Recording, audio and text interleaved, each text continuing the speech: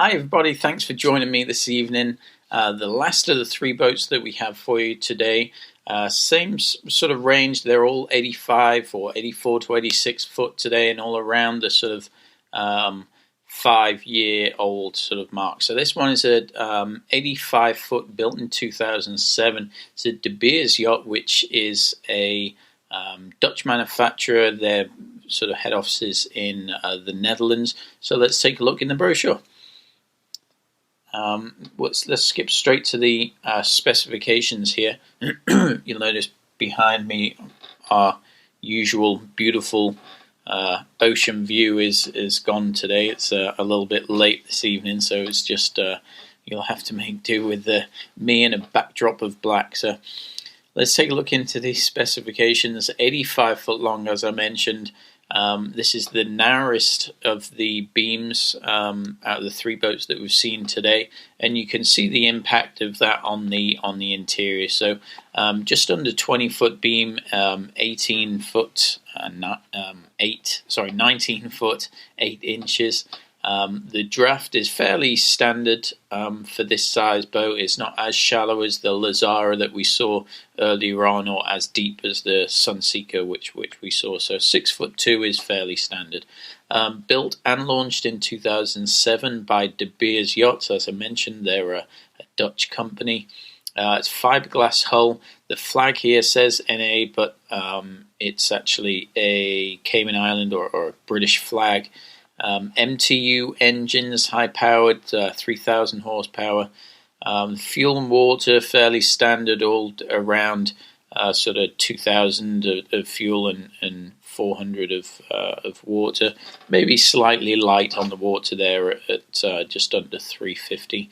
The cruising speeds, 23 knots, a maximum of 27. That's the slower out of the three today. And she has 4 staterooms. This has its berth in Fort Lauderdale. This is another yacht that we saw in our daily yacht tours. We do those every week or every day, and a couple of times throughout the day. So if there are any of these days which you'd like to join us for the yacht tours, then just let me know. Send me an email via the Yacht Tours button that's on the right hand side, and providing we have space for you, then you're more than welcome to join us. If not, then we can arrange another time, but they are getting very, very popular. So the ask price on this is $3,350,000. That was actually reduced by $500,000 fairly recently, so that's its new price is 3.3. Moving into the sort of profile shots here. This is a raised pilot house boat. Now this is a true raised pilot house. What raised pilot house means is it's that sort of yacht that's in between a tri-decker. It's not a sort of sole 2-level boat like you'd see in the sort of Marlows and some of those sort of style trawler boats. It has this raised pilot house. So the pilot house is in that in-between section, in between the main deck and in between the Flybridge. It's right there in the middle, and you can really see that in this boat. So moving on through the photographs, some more sort of profile shots there. Won't hang on these too long. It does have this tender at the back, small tender with I think it's a 40 on the back. Once that's off, it's actually quite a nice sort of open area back there. Bow, it's got a nice sort of bunny pad on the bow. They actually sort of lift up and fold down like deck chairs or sun loungers, and a little seating area up around the anchor there. And this just details it. There you can see in that bottom right hand photograph, that's how the backs of those chairs sort of lift up and down. The skylight that you see there, that actually drops down into the forward area. Now these De Beers yachts, this is their 85 foot raised pilot house model that has been very successful for them. It's a very different layout. It's very specific sort of layout to it. They've sort of got themselves a little niche market here of the clientele that this would attract, and we'll see that in the photographs later on. But it's very different from any other boat. It's not like the US market where it has the country kitchen, and it's not like the European market that has this sort of separate galley and little seating area around the pilot house. It's very different, this one. So we'll see this as we move through. Very nice large back deck. These have opted to add some extra seating there with the seat on top of the cooler box. Sort of a novel idea there. You wouldn't really see that on too many yachts of this size. I would imagine this owner probably has a sport fishing background, because that's what you see a lot of the time with those. But a nice sun awning that comes back over there, and some nice polished stainless steel poles, and a fairly big seating area there around the nice teak table. And there you can see their cooler stroke seating area, and that's the tender that's on the swim platform there. So straight up onto the Flybridge, a bit of a different sort of take here as far as the floor is, or the deck is concerned. They have this small area of teak that's in the tables here. I like this table setup. In the newer models, the two tables actually drop down and turn that whole area into two larger sort of sunbathing areas. So this you see they have I think this does actually drop down, but they have those 4 extra legs in here to make it a bit more stable, whereas on the newer models they don't have it where you'd have to physically remove them. It's just the tables of the 2 legs are the hydraulic legs. So that's the one area of teak. The other areas are almost carpeted, and it's a bit of a strange one for me. They're the older sort of hatcheress boats that have this sort of fitted carpet area or runner area up on the Flybridge. It just gets very dirty underneath. Once this gets wet and dries, it starts to smell. You get sort of mold around there, and I would rather see, just if they didn't want to go to the extent of teak, I would rather just see non-skid and get rid of the carpets. So these things obviously pull up and you can get rid of them or change them if you wanted to keep that and change them for new ones. But for me, it really doesn't work so well. They hold the water, and it's just not a very good idea as far as I'm concerned, as for how the boat works. But they have it here, and it can be removed. The other helm station, very small helm station up here, has all the dials and readouts, and you can see it's jam packed in there, full of helm equipment. So that's just a small repeater station from the raised pilot house that will have all of the screens and all of the full sort of navigational equipment that you'd expect to see. Still up on the Flybridge here, more of the same stuff that we've just seen. That skylight that you see there on the bottom right hand side, that is into the raised pilot house, and we can probably see that later. Worth mentioning, this is only a bow thruster. It's not bow and stern thruster like we saw on the previous 2. Still plenty as far as I'm concerned. It's only recently that we've started to see stern thrusters on this size boat. They did have a big refit done. I think it was in 2011. They had all of this exterior fabrics replaced. They had this huge grill fitted up here, and we can see that in some of the other photographs a little further on. You can just see it on the photograph on the bottom right. A $7,000 or $8,000 grill that they had fitted up here, and a lot of the other stainless steel sort of refrigeration and other bits and pieces of equipment that was replaced. So this is really ready to go. This boat, it's been well maintained, well taken care of. Although it's a strange layout that is either something that you like or you don't like. There's no middle ground here. You'll either love it or hate it. They do use very, very good equipment. It's a very well built boat.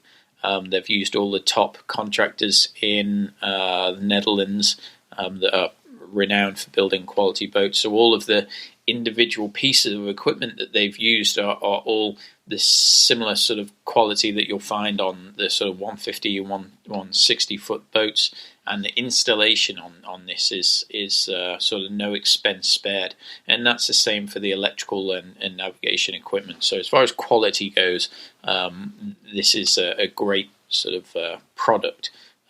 Just a little different on the layout, but as I mentioned, as soon as you see it, you'll either love it or hate it. So this is the huge grille that you can see on the bottom right-hand side photograph. Really nice to have that up here, and especially next to the bar area. And the bar area is very well equipped as well. It has those stools there.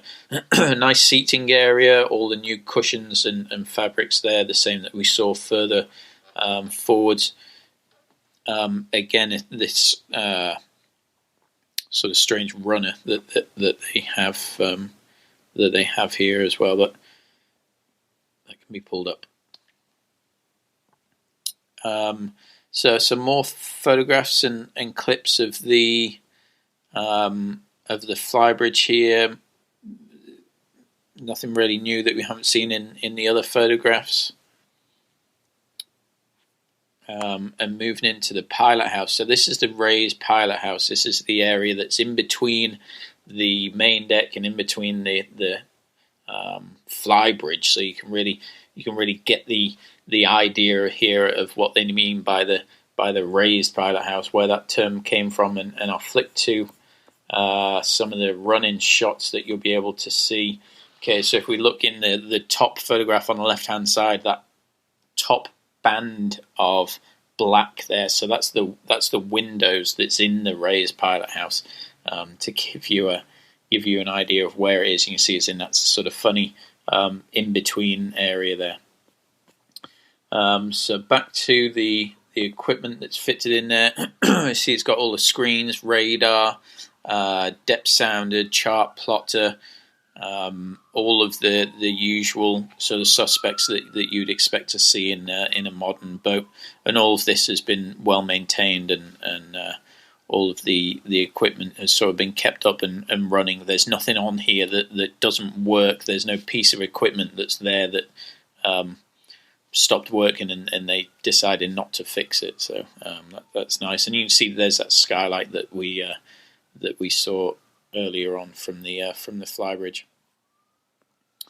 So moving down into the main salon, nice hardwood floors. Now this is where things start to get a little bit funky and a little bit different. So bear with me through this. You'll either love it or hate it. Now, as far as the quality goes in here, all these rugs and all the sofas, they're all silk fabrics, all top of the line fabrics. All the TVs have been updated. They're all LED TVs. Forwards up there we can see a little bar. They've also fitted in a little dining room table here. A little strange behind the bar, there's sort of a freestanding microwave there and a freestanding coffee machine. That's obviously things that have just been added by this owner and can be removed if you wish, but it's nice to have that little bar area there. We saw that also in the previous boat in Passion, the Lazara that we saw. Nice glass cabinets, as mentioned, the nice hardwood floors. The ceilings are very high in this room as well, so it makes it feel nice and open also. So here we see the bar area and the coffee maker, freestanding microwave. Looks a little bit out of place for me, but that's just my personal feeling. Coming from a larger boat background, I like to see everything have its place and everything be sort of structured and behind a nice, pretty cabinet with all the fingerprints wiped off it. But that's my anal retentive stuff that I've learned over the years.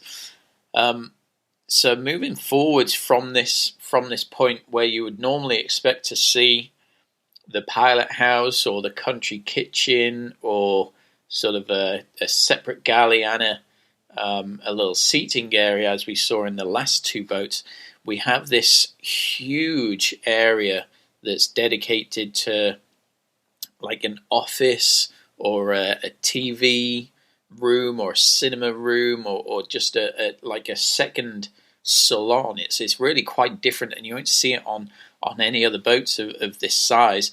It's great for liveaboards. You have a dedicated office and sort of separate media, almost like a media room. You can see that down in the bottom right here, and there are some more photographs as we work through. So this is it. Has this huge TV, all of the windows around the front there. If we look at the bottom two photographs, the blinds are drawn, but once that's up, you can imagine you have this perfect view of running forwards, so sort of a 270-degree views, almost in this area. So it's really a different use of space, and as I mentioned, you even love it or hate it, but it's so niche, the sort of clientele that's going to attract, that there really is, if this is what you like, there really isn't anything else available on the market that uses this space like this. So it's kind of clever what they've done. Definitely sort of concentrated on one area, and then down these steps is down to the accommodation area. So it's slightly different down here as well.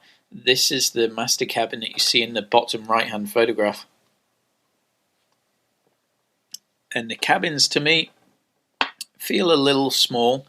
But that's, the give and take that you have to make, because obviously that area up there, you've now lost your galley, so you have to put that galley down in this area. So it means the room that you're going to have for the cabins is greatly reduced. So this is the master cabin. They put the bed at an angle like this, so it doesn't feel like a true full beam cabin. And when you're competing with sort of the Sunseekers that we saw before, where they really have a very beamy hull and use a full area that they possibly can for this cabin, it feels so big, and this just kind of feels a little bit tight. But if it's something that you're not going to spend weeks on it at a time, then to have the benefits of that office and that big media room upstairs might outweigh the negative side of the smaller cabins. So all of the cabins are a little smaller like this. All these photographs are of the master cabin. They do give you quite a bit of sort of cupboard and wardrobe space. They are all en suite, so it has all the amenities that you would expect to find on boats with more space down here, but just a little tighter. And there you see is a nice desk and another TV in there as well. There are two, when you order one of these boats, there are two different interiors that you can get. You either get a dark wood and a light wood. So these guys have gone for the light wood, which I think is called the modern look or the modern style. So here is a very European style bathroom with the trough sink, the single vanity there. It doesn't have the American markets tend to use a lot more sort of marbles and veneer woods, and it'd be a bit more sort of flashy, whereas this is a bit more sort of minimalistic, a bit more European sort of style, but still ticks all the boxes of what you need. So this is that stairway coming down into the accommodation spaces.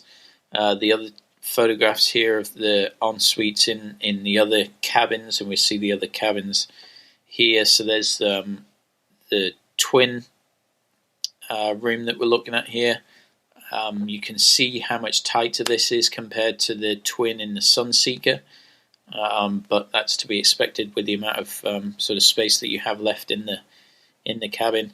Sort of a minimalistic bathroom again. You don't have all of the sort of wooden cabinetry, and it almost feels sort of a little bit sort of molded down here, like you see in that top left-hand photograph. You can see the moldings for the steps go up there, so that's like a fiberglass sort of finish there. Some more shots of the of the heads, and we should get a few there. Okay, so here we go. So this is the forward VIP cabin. The blinds are drawn now, but behind the blinds are some nice sized portholes. It lightens the area up a little bit. This is a fairly standard size forward cabin up here. There hasn't really been much that's been taken away from this very forward sort of bow area here, and it's got a nice size ensuite on it as well. So this is the other cabin. So this has the the master cabin, the forward VIP. I think they're both queens, and then we have two twins. So the two twins are fairly identical bathrooms, maybe a little on the smaller side as well, but we know the reasons why for that.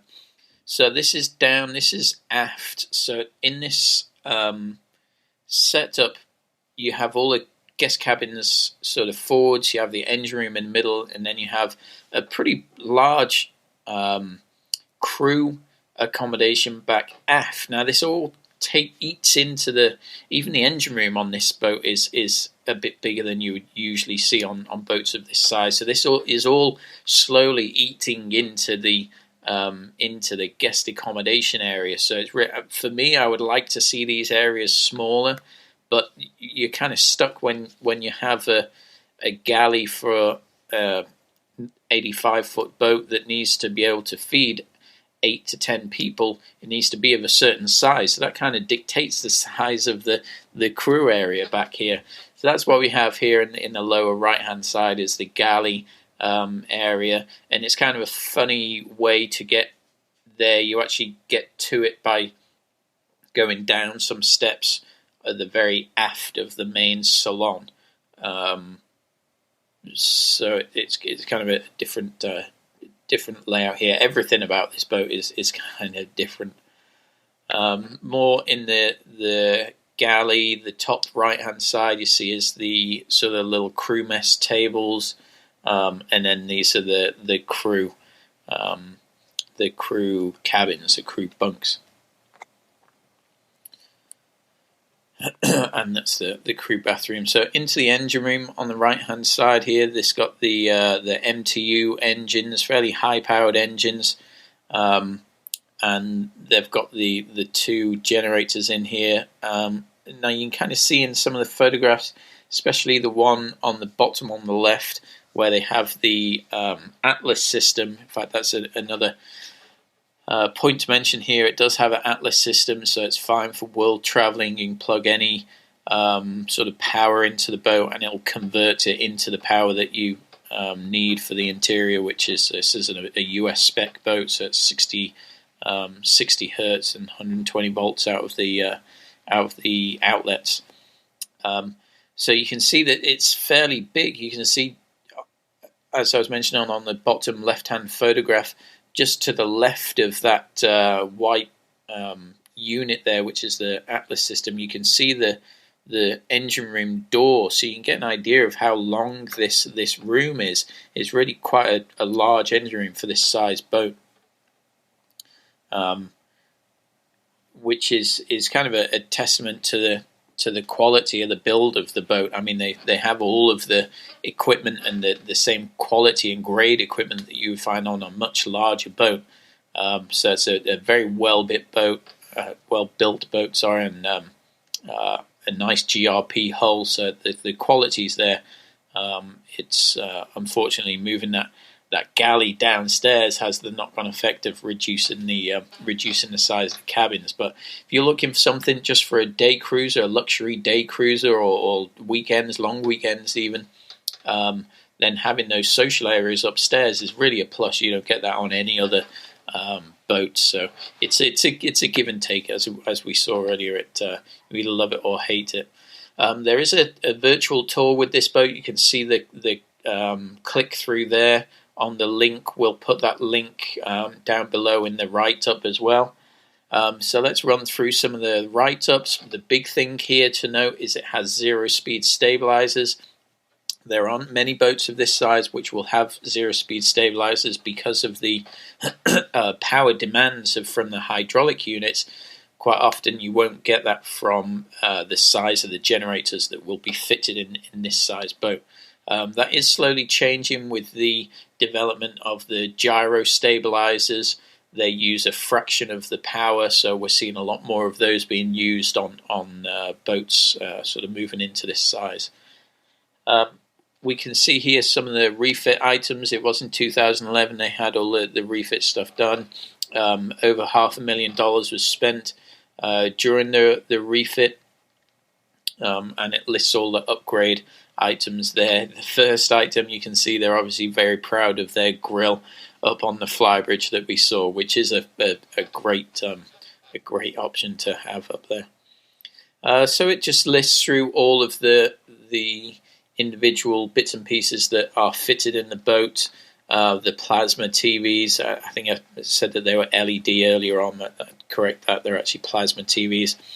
All of the bits and pieces here we include in our yacht pack.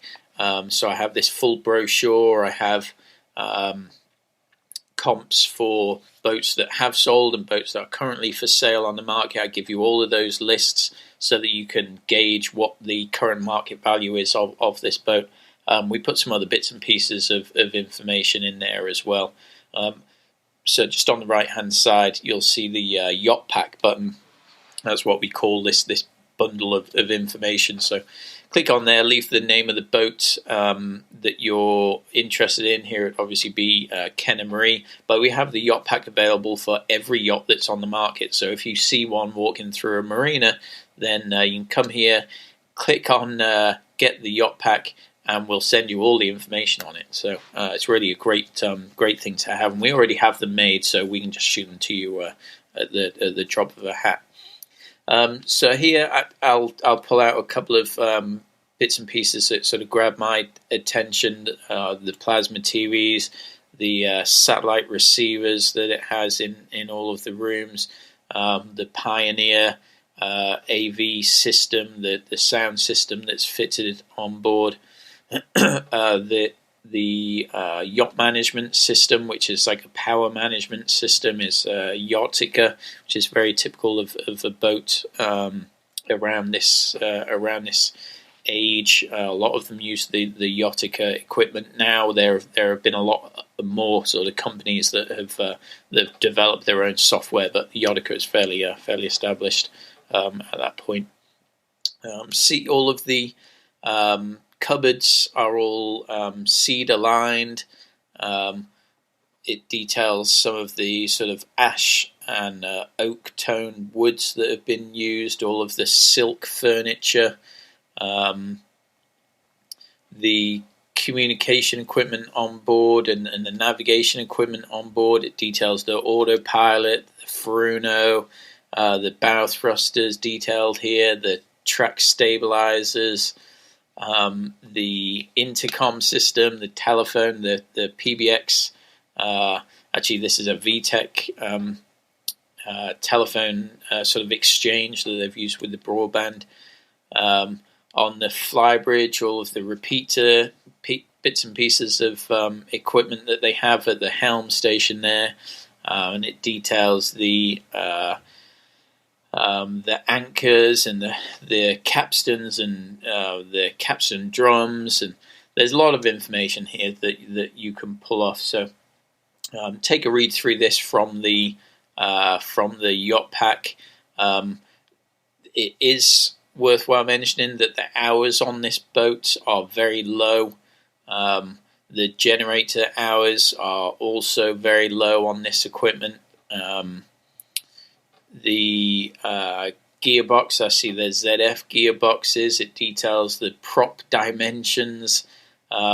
Some great information here, and as mentioned, you can get it all in the yacht pack. So we'll leave it there for now. Thanks for joining. We do reviews like this every week. Hopefully you have watched a few of them by now. We can send you a quick notification of when the latest reviews are up, so that you can not miss any opportunities on boats that are new to the market and might be a great deal and priced below market value. So click in the Be the First to Know box, which is on the home page just underneath the welcome screen there. Leave me your name and your email, and I'll send you a quick brief notification of when these videos are up and ready to watch. So thank you for joining me today, and I look forward to bringing you some new reviews next week. Thanks.